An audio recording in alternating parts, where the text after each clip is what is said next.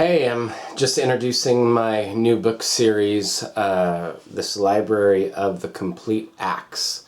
There's a 5-volume set that I'm working on. I'm almost complete. I finished the first book, The Complete Acts, Volume 1, Mary, John, and Jesus, among others. And everyone needs to know about these documents. In this series, I don't really create anything. I don't do much of a commentary. What we've done, I've gathered a small team and we've collected all of the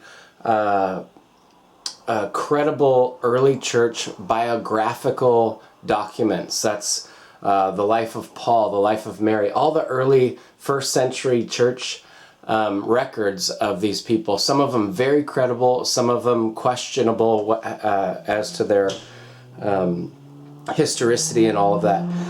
But in every introduction, what we've done is we've created a introduction showing the historicity, showing the credibility of these and who in the early church accepted these as genuine. So in this first volume, we have 4 books. We have the Gospel of the Infancy of Mary, the history of Joseph the Carpenter, the Protevangelion of James, and the Arabic Gospel of the Infancy of Christ.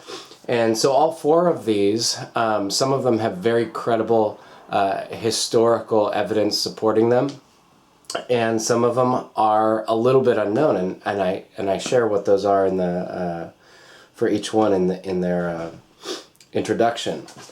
This one, really briefly, I'll just give a little teaser. In the Gospel of the Birth of Mary, did you know that Joseph was around 90 years old when he married Mary? And he had 6 previous children, 2 girls and 4 boys. His oldest son, his name was Justus. Second oldest was Simeon. Then there was Judas, and then James. James being the James that you know from the Bible, from the New Testament. So these 4 brothers, when Mary became pregnant and Joseph was a widower, he had a wife right before and his wife died, and he was selected by just a number of supernatural signs by the high priest to marry Mary. And what's crazy also is that Mary was raised, she was given, just like Samuel in the Old Testament, she was given by her parents who were barren, and then the Lord gave her parents, Anna and Hakim, they gave Mary to them to break their the barrenness, and as a result, they gave Mary to the temple. And when she was 3 years old, she was presented at the temple, and she grew up there until she was, she came of age, and then that's when she was 13. She was given to Joseph. And then she shortly after that had Jesus, and James would, Jesus' older brother and probably closest companion, probably similar age to Mary, maybe a little bit younger. And it says in these documents that James was considered Mary a mother to him. So he must have been a little bit younger than Mary.